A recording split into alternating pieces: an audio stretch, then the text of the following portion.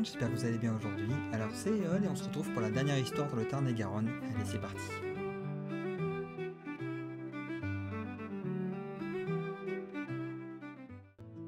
Aujourd'hui, c'est une histoire qui mêle un trésor avec une créature un peu inédite, le drac.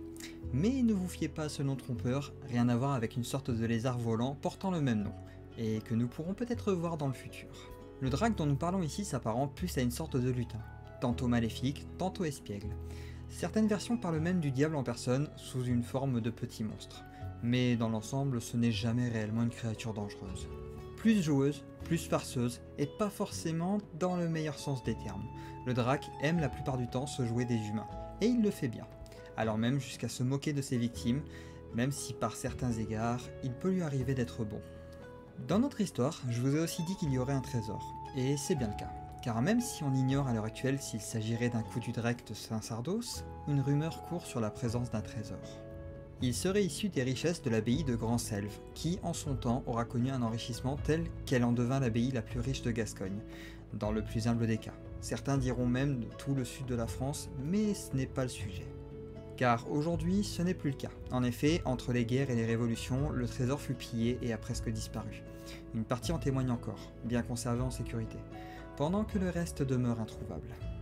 Il se dit que l'abbé Alexandre de Farnèse aurait trouvé une cachette où serait dissimulé un coffre rempli de richesses de cette abbaye, mais personne ne semble avoir réussi à le retrouver depuis, si tant est qu'il existe vraiment. Mais pour notre histoire, c'est là que le lutin Doc ou Dossé, le drac, intervient.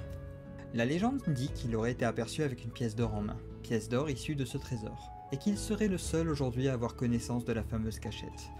Mais n'est-ce pas plutôt là une nouvelle façon de se jouer des humains? Je ne saurais le dire. Mais voilà que nous avons déjà fait le tour de cette histoire, certes simple, mais qui peut faire rêver. Ajoutons à cela un nouveau trésor perdu de la France et une nouvelle créature de notre bestiaire local. Mais bien évidemment, dans notre cas, je rappelle que ce n'est qu'une légende.